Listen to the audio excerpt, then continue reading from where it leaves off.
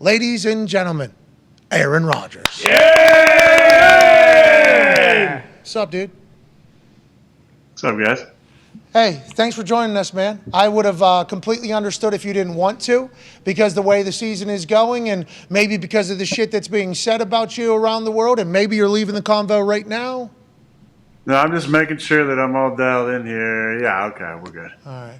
Well, hey, thank you for joining us, man. I know this is probably the last thing you want to do right now is talk about everything that's happening on the field on Sundays. So we appreciate your time. Let's dive into it. This is unprecedented. Don't put words in my mouth. I love this show. Okay. I appreciate you guys, and I appreciate the opportunity to speak every week to you guys. Okay, I was just saying that you could see how you would feel that way. I appreciate the fact that you don't. We're lucky to talk to you. This is unprecedented waters, uncharted waters for Aaron Rodgers Tuesday. Last week, you said, hey, we got to put a stop to it. Now we got another loss to the Detroit Lions. Another game coming. A lot of season left. Where's your mind frame? Where's your mindset? And how do you think the Packers get this thing turned around, Aaron? Well, obviously disappointed. It's been a rough stretch for us, really, since London, losing 5 in a row. Similar patterns in most of those games, just not 4 quarters of execution, usually a lot of mental mistakes, critical errors, bad situational football for the most part, or just, maybe good in third down, bad in the red zone, or decent in the red zone, and not converting third downs, or usually bad in both. So that's kind of been the blueprint for the L's. I'm always going to be the eternal optimist and feel like we could figure some things out. Obviously, this last week was not only painful to lose a game, but we lost some key players as well, not just in the game, but maybe for extended time, depending on what the scans look like this week. But just in that game, we lost Rashawn Gary, Eric Stokes, Christian Watson, Romeo Dobbs, Aaron Jones. And still had a chance to find a way to win that game in the end. Didn't. So disappointed on many levels, but there's never any concession, never any giving up. Definitely not from me, definitely not from so many of the guys that we go to battle with. We just got to find a way to get over that hump. Hey, I'm curious about Detroit's defense. Now, I think we talked about it before you guys played them, how what they'd shown on film so far this year was not that great. And then they obviously come back and they play great against you guys. Did they do anything different? I doubt they could change everything. Look, no disrespect, but did they play great? I mean, we had 400 yards offense on them, moved the ball up and down the field. I threw an interception off the helmet. I threw an interception about 5 yards short of Dave. I mean, it wasn't like, I didn't play a great game. We still made a lot of mental mistakes. But I don't think they really stopped us. We had 3 possessions in the first half and went up and down the field. So, it's more about us, I think, than them. Okay, really appreciate what you just said. Got a pretty good pop out of me there. All right, let's not overreact here, okay? Still we're able to move the ball just because we weren't able to put some things away. Let's talk about the turnovers, because you are the actual NFL king of touchdown to interception ratio. Like in the history of the game, you are the best at it. The amount that you care for the ball, because the ball is the program, is something that a lot of coaches are trying to teach their quarterbacks to kind of fall in line with. You throw 3 picks, 1 off the helmet. Obviously, it's being dissected by all the quarterback experts on the internet and on TV, saying the window that you chose to throw in was the wrong window. Should have thrown in a different window, but they're judging off a standard of quarterbacks that has literally been set by you. Excited to hear why that potentially happened. On the one you said you were short to Bakhtiari, we never see you do that. That is something that Aaron Rodgers never, ever does. That's why I think it's obviously a huge conversation. And then the one where 31 makes the incredible play, you showed visible frustration. Why do you think they happened? What do you think is your thumb? Do you think it's just sometimes a ball will slip and normally it's either in a spot where it can't be caught? Like, what do you think happened, and why do you think you had the game you had there? Well, there's a lot that goes into all those things. What I can control, 2 of them weren't great throws. There's some other parts to plays. It's not usually not just on one person. Every now and then it's just on one person, but there's a lot that goes into each play that could either avoid some of that thing, and sometimes, guys can screw parts of the play up, and you can make a great throw and make up for all of it. But yeah, it wasn't a great throw to Dave, and wasn't a great throw to Bobby either. I've thrown a lot of those balls low around the goal line like that. I don't know that in that play there were some other things that could have probably gone on that could have made it a different type of window. But look, I've made a thrown touchdown passes many times. I don't give a shit what any of these experts on TV have to say. That's where I heard you going. That's where I heard you going. There's a lot that goes into all these things, and for somebody to play armchair quarterback who doesn't know what the hell play we're running or what's going on, that's fine. I don't really give a shit, to be honest with you. It's shitty. The ball goes up in the air and gets, we had, a couple of those in the game. Balls up in the air and our guys run into each other and the ball gets knocked down, shit like that. But it seems like that's the way the ball's been bouncing for us. Go straight up in the air, and instead of running into each other and guys fiddling with it, maybe we even catch it. The ball's caught by somebody else. It's kind of shitty. Yeah, it is kind of shitty. And all these things are things that haven't happened, though, with an Aaron Rodgers-led offense in the past. You'll have a game where you throw a pick, everybody loses their mind as Aaron Rodgers lost it. Then you bounce back on the other side of that, and you throw 5 touchdowns, 3 incompletions, and you just kind of move on. So whenever you lose, the conversation gets louder and louder about that play. You still have a lot of time left in the season. The Vikings are winning, so the NFC North is going to be tough, but the NFC still very much a lot of parity, so you still have everything in front of you. Is that the messaging to everybody? And are you guys still trying to figure out who your team is at this stage of the game and what you guys are, you think? Well, I mean, a lot of times identity is kind of formed by this point in the season. I think we've just played inconsistent in all 3 areas. Offensively, we haven't played very good for a decent stretch now. I thought there were times in the game, where we kind of went with some tempo and had some success, but there were times we huddled up and went right down the field as well. I mean, I thought our offense was one of our better games, the way we moved the football. And, we threw the ball down the field, fairly effectively at times. We just still, way too many mental mistakes. And when you have mental mistakes and then I'm turning the ball over like that, you're just not going to win the game. We've had mental mistakes and I don't turn over and we still don't win those games. So, we just got to pair up me playing a clean game and playing well and us having a real low number of mental mistakes. And because that game honestly shouldn't have been that close. We had opportunities there. We're on the 1-yard line and can't get the ball in the end zone. The other one, we have, a couple plays where we have a chance to get it in. We should be looking at, 14, at least 14 points in the first half. And then who knows, second half, obviously, plays out differently with us having those points. But we beat ourselves, as we have many times this season. Hey, what about this week? You have Dallas coming to town, Big Mike McCarthy. I don't know if you saw his presser. They were starting to ask him about Green Bay, and he got a little emotional. I thought it was awesome to see. And Dan Quinn's defense there in Dallas loves to take the ball away. Have you watched much Dallas yet? And have you planned or thought about, when you get to see Coach Mike, what it's going to be like? I'm going to give him a big old hug. I can tell you that much. I'm excited to see Mike. Shared some messages the past couple weeks, and I know it means a lot to him to come back. I really do hope the reception for him is as warm as it needs to be. He's got a street named after him. Obviously, he won a Super Bowl together, but he meant a lot to the town for 13 years. A big part of our success. Obviously, being the head boss, he'll be in the Packer Hall of Fame at some point as well. And I think it's important that we honor him the right way. Not just him. Obviously he deserves a lot of honor and respect coming back. But there's a lot of people on that staff who meant a lot to the area. A lot of former coaches with us are on that staff, including interim head coach for us, Joe Philbin. There's some former players who are on the staff, including Scotty Tolzien, Rob Davis, other coaches who are with us, Joe Al Witt. Harris. Al Harris, former player, McCurley, Jeff Blasco. So, hope I'm not forgetting anybody there. Curly Lambeau? Holy shit. Curly Lambeau? Who's down there? That's awesome. But it's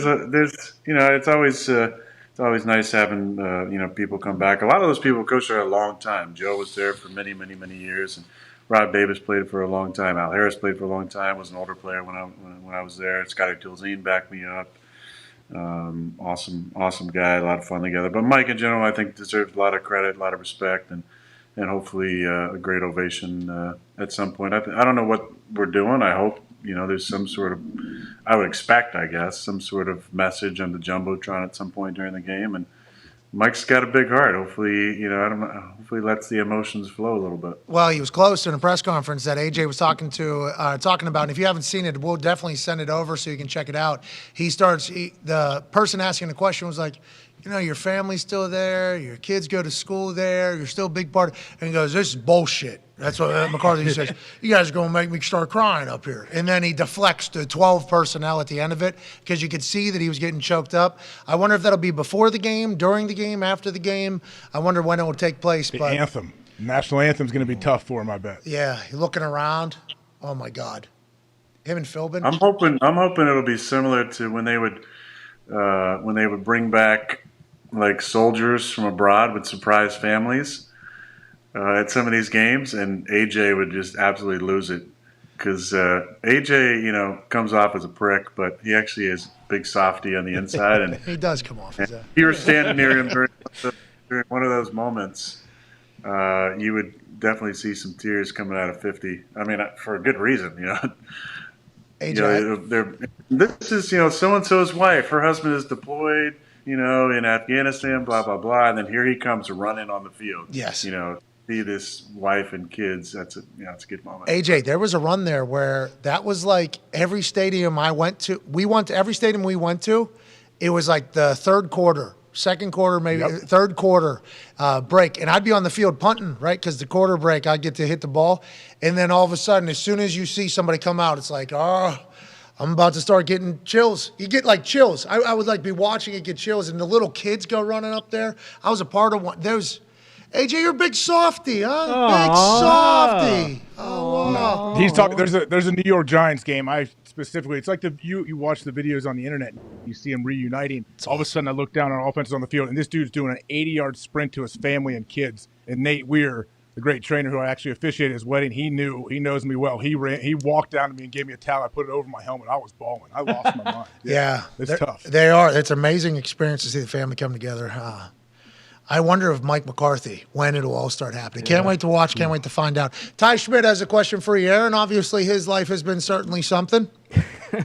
Aaron, you mentioned all the injuries on offense, and obviously everyone knows that the NFL is next man up, but how do you remain positive when it's like there seemingly is no next man up? Like you guys didn't really have the depth at receiver to begin with this year. Like how do you remain positive when it seems like the sky is falling and it's just like this is just I don't even know how to act or anything because like it's literally like almost never been like this in my life when you've been healthy and playing. Well, there's only two options, right?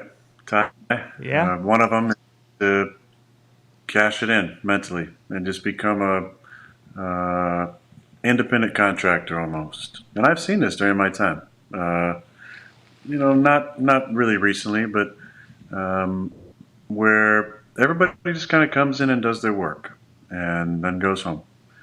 That's one option. And the other option is to cede to the competitive greatness that lies within you. See it? And what I mean by that is to let that take over and to let that be your North Star and your guide and to say, I care so deeply about this and I'm so thankful for this opportunity and grateful to still be out there playing that no matter what happens to anybody on the squad, including myself, I'm going to go out and compete as hard as I can because that's all I know how to do. And maybe in that, there'll be inspiration for others to raise their level of game. But that's all I know how to do. And the opposite, like I said, I've seen it, and I hope I don't see it moving forward. But that's the other option, is to just come in, do your work. You can still be professional about it. But I'm going to keep choosing to come in, to prepare as I always do, and then go put out my competitive greatness on Sunday, and hope that's good enough to win and inspire people. And that's all I know how to do. Hell yeah. Hey, I heard a little motivational speech in there. Didn't know you had it in you. I didn't know that was one of your things. I really appreciate and respect that. And you're right. Whenever people are just coming in, cashing a check, doing what they're supposed to do, hey, this is what my job is. I'm going to a meeting, but not being invested. You have seen that. We've heard stories about that. You saying you're going to continue to be invested, still continue to try to be great. I think we saw that in Detroit. You had a couple real moments of like, motherfucker. They had a full zoom in of you doing a full bobblehead motherfucker in the middle of the field. And as soon as I saw it, I was like, still very invested, still very pissed off. Like, that was my first reaction. And I apologize if you take it as offense, as if you wouldn't be. But I think that is something that doesn't get talked about enough, is whenever you see somebody lose their mind, there's a reason, because they fucking care. That's a huge deal, I think, Aaron. I think that's a big fucking deal. I'll try and watch, what I say a little better moving forward, because I still, want to be a positive impact on the people that are watching me. And if anybody got offended by that, then you're choosing to be offended by it. I'm not gonna No, you motivated people with that. That's not offended. I don't know if you heard from somebody like Aaron Rodgers said a naughty word on television. No, watching you do that, for me immediately, it was like, all right, still very much invested. After all you've accomplished, after everything that's happened, with the way the season's going, and with the way that you were, at that moment, you were still very much invested, I thought. And it's like, this is good news for everybody. And hopefully, you think you got in that locker room and on that roster enough to turn it around, like with what you've seen, maybe from people that we haven't heard about because injuries have happened, and like Bakhtiari going forward. Do you see him playing? Is he okay? I don't think I've ever seen anything like what's going on with Bakhtiari. Do you think you guys have it still from what you've seen in the building? And is that another reason why you want to keep going, you think?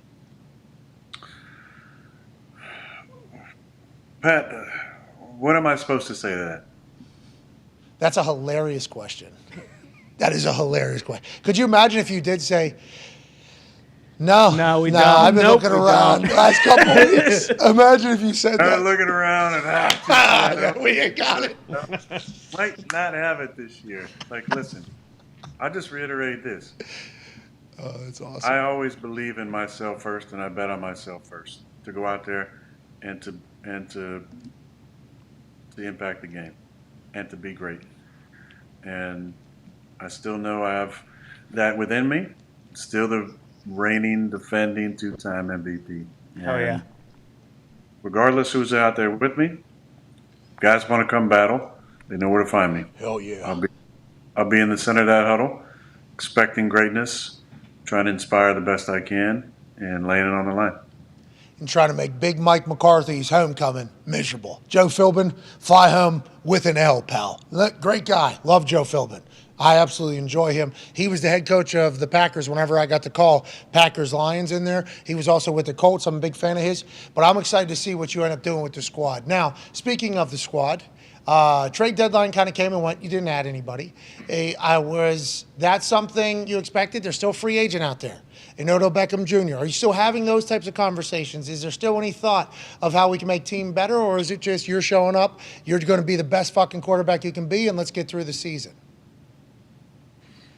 Yeah, I mean, I know there's rules about trade deadline. You can still trade for players after the trade deadline. I'm not exactly sure how it's different than before the trade deadline. If there's a compensation involved, is that or something along those lines? I'm sure Fox or somebody can figure something out. But I mean, I believe, right? You can still trade for somebody after the deadline. It's just as different something involved. Either way, we're on it. We're on. Hey, the Google will tell us. Thank you, the Google. Yeah, maybe I'm totally off on that, but I felt like it's still possible. But maybe there's some sort of compensation left out or something. Eternal optimist. Yeah, definitely optimistic about it. Listen, we didn't add anybody, and we still obviously have a young roster. Young guys are playing and going to play even more. We'll see who's healthy this week. Really, we'll see if Dave and Elton are healthy, and we'll see what happens with Aaron Jones and Romeo and Allen. I mean, Allen went out and battled with the shoulder injury that was bothering him. really proud of him. Obviously, Cobby's been looked really good working out on the side, but he got put on IR, so he won't be able to play. I don't think Sunday. I think he's got one more game to sit out, which sucks for him because I know he wanted to love to be out there this weekend. But yeah, we're gonna go out and compete. I thought our defense, did some good things in the game. Had our hands on a lot of footballs, more than usual. It felt like nice pick by John. Obviously, we're gonna have to take care of the football on Sunday. They're a good defense. Dan is a fantastic coach. A lot of different things on schematically. Obviously, they got one of the top players in the league in the front, and also a really good front around Micah, and he plays all over the place. And then a basically receiver, hands, a DB. In Diggs, he's a difference maker, and throwing the ball, he usually catches it like his brother. So you got to be smart about that. But they're a solid defense. They do a lot of different things. They play a lot of different coverages. So we'll probably have a pressure of the week and a scheme of the week and a coverage of the week. And we're gonna have to be efficient. But we're at home. We got a home crowd. Hopefully, get some home cooking weather and get that thing down in under 40 and go out there and try and get a win. You going Long Johns, dude? We thinking Long Johns? Under 50, usually you get the long sleeves. Under 30 is the turtleneck. Old school, yeah, the old school. We're trying to get down to there because I think you're undefeated with that turtleneck on. Connor has a question for you, Aaron. Yeah, Aaron, were you happy to hear about former player and former Packer Jeff Saturday getting the head coaching gig in Indianapolis, and how do you think that'll go? I was very surprised. Oh, definitely. Me too. It's so rare that somebody who's, I think he was coaching high school, right? Yeah. But definitely not, no NFL coaching experience, I don't believe. Is that right? No, you're right. Yeah. But that's good. Jim Irsay said it's good. He's not scared. He's not scared to make a decision because he doesn't have any scars from the past, basically, is what he said. Yeah. I mean, it's different. Usually you just appoint somebody from the staff, right? Isn't it around? What's your problem? What's your deal here? What's going on? I'm just surprised. Like it's just rare, but hopefully it works out for them. That's your team, right? So what do you think? Well, it's not about me. It's about the man who's back-to-back MVP who's been around the NFL for 18 years and his thoughts on Jeff Saturday. Yeah, I don't have a strong feeling about this. I just think it's surprising because it's just. Has it been done before? I mean, not definitely in the recent history. First time since like 1961 or something. Yeah, it's been a little bit. Yeah, been a while. Yeah. First time Jim Irsay's ever fired a coach mid-season, though, as an owner. So I think what has happened is for the first 25 years, Jim Irsay was the owner. He was looking at other teams who fire their coach mid-season and going, why are they doing that? They need to make this thing. So he's done, and he's like, I remember everything we've said. We want one of our guys, Jeff Saturday, in there. Daughter still has the headphones with the microphone, with the thing on the sideline. Carly Ursay's on the sideline there. I'm excited to see what happens here. But if he's good, there's a chance like former players don't have to do like the coffee getting and the drawing up of cards, like you know what I mean, to get to the top maybe. But thanks for your overwhelmingly, eternally optimistic view on that whole thing. Jesus Christ, dude. You know what I mean? I got an attitude of gratitude, and that's greater than everything. And that's what it's all about. You know what I mean, Aaron? That is what it's all about. You can control one thing every single day. And that is your attitude. It's a good shirt. Hell yeah. It's a plant on there, I think, right? Oh, there's a plant right there. Yep. What is the plant? Are we smoking that plant? What? I don't think so. I think it's just a kind of a bud that's growing, talking about growth. And the growth is having an attitude of gratitude. Hell yeah. Have optimism when it doesn't seem like that would make any sense to be optimistic. But sometimes when you're in the ceremony of life, you have to go through some serious shit, some serious adversity on the other side. Hopefully this is the bottom of that adversity. Yeah. And now things, like in every great ceremony, things start to trend upward. Could you imagine beating the Dallas Cowboys. Let's go. 425 on Sunday. Right. And the 5-game losing streak to turn this thing around. Then the next week, you beat the Cowboys. The next week, you got Thursday, you got the Titans. Titans, Mike Vrabel, right? They get a win on Thursday. Now we're celebrating not only Sunday, not only Thursday, but we're moving on. Who are we taking on? Maybe the only team that's still undefeated left in the NFL, the Philadelphia Eagles. What? And by then, that little seed that has been planted in the hand that's on your chest, that son of a bitch will be a bamboo tree. You know, because bamboo, you plant seed, you wait 5 years, you water that thing, then all of a sudden, whoo, it sprouts through the earth. That's what we're talking about, Aaron. Let's go. Starts on Sunday. Starts on Sunday, doesn't it? I like that. That was good. We need to get that clip and then show it to the team tomorrow. Hell yeah. By the way, they just hired one of my former teammates as a head coach. If you guys would like to do the same thing, me and the floor co-head coaches, you just let me know. No big deal. Let's move on. Thank you so much for joining us today. Before we get out of here, we have to do the one thing that makes society better. You know, a lot of this show makes society worse, makes society dumber, makes society, a lot less serious about stuff. Not when you're on. Just the other 20 hours, which we're live every single week, we're doing a lot of damage to society when it comes to intelligence. So whenever last year something began that started building literacy rates and building literacy advocacy and building reading as a hobby as opposed to a pastime, ladies and gentlemen, it's time for another riveting episode of Aaron Rodgers Tuesday Book Club 2.0. Obviously, we have The Mastery of Love. Then we had 1984 with George Orwell. That caused zero conversation after being recommended. Then there was The Art of Contemplation, which is an incredible book that teaches you about deciding things, how to change your mind, which is also a documentary on Netflix if you don't want to read the book. Then there was Healing by David Elliott. Goddamn, he's a good breather. And then last week, it was The Sacred Mushroom and the Cross by John M. Allegro. This week, the Aaron Rodgers Book Club Book of the Week is... I got 2 this week. Holy shit! Holy shit! For the people and one more for you.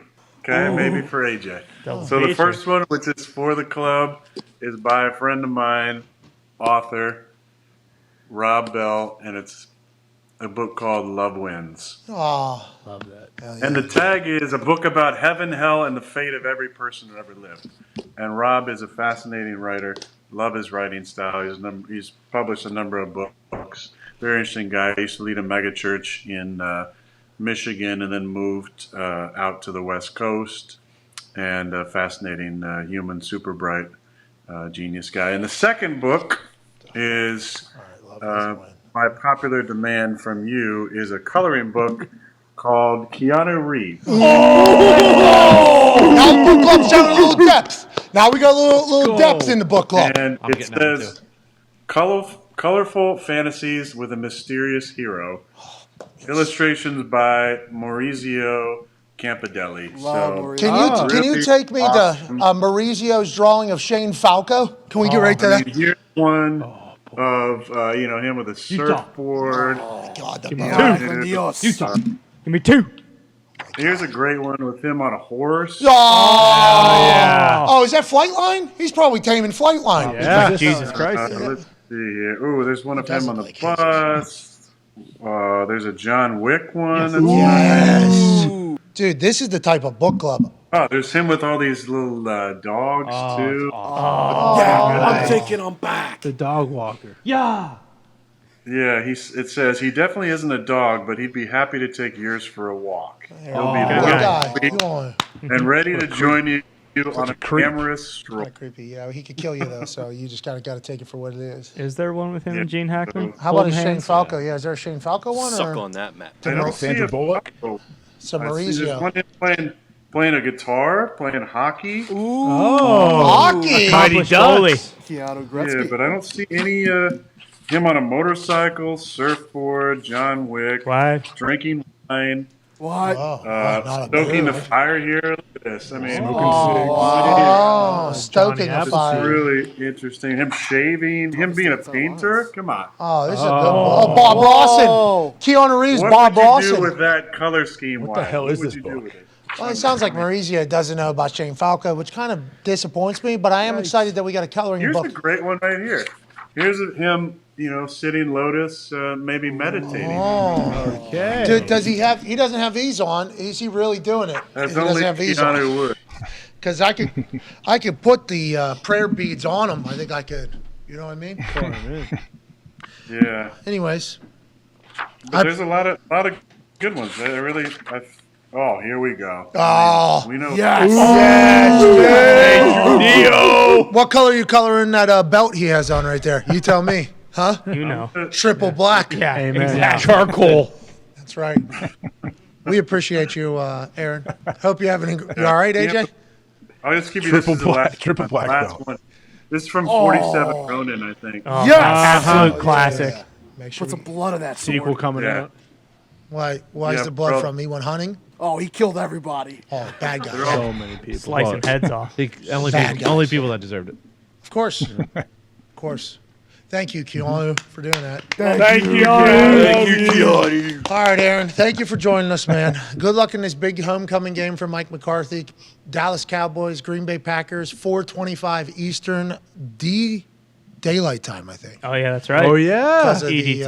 Because of the thing that happened. Yep. You guys change your clock over there? Yeah, everybody does, right? Yeah, but you got to wind the Zenith watch. You know what I mean? Hell yeah. Of course. All right. Appreciate you, ladies and gentlemen, Aaron Rodgers. Did you hear a motivational speech he gave in the middle there? Yeah. Yeah, that was awesome. Yeah. How do you stay positive, Ty asked him. Hey, Aaron, how do I not jump off a building? You know what I mean? Basically what you said. I mean, he scored 9 points against the Lions. It's hard to, You all right, AQ? You're pretty quiet. Cat Yeah. got your Yeah. fucking tongue Yeah. through that whole conversation? I was just Snoozing during listening. that I was one, just too? listening. Fuck's your problem? Dude, love wins. Why don't you read a Super book? positive. He was super positive. You're an asshole. The high on Sunday is 35. I, think I that's would good. not be that positive. Let's just put it that way. Well, you're Oh. not. Well, that's because you're not the eternal the positive optimist. police. there. Not the eternal No, that was follower. incredible. Why can't we get you the shirt? Maybe we need to get you 2 of those shirts. Yeah, I would love that shirt. Attitude of gratitude greater than anything. Yep. I need that. I didn't know if that was the ayahuasca plant that was being held up there. Could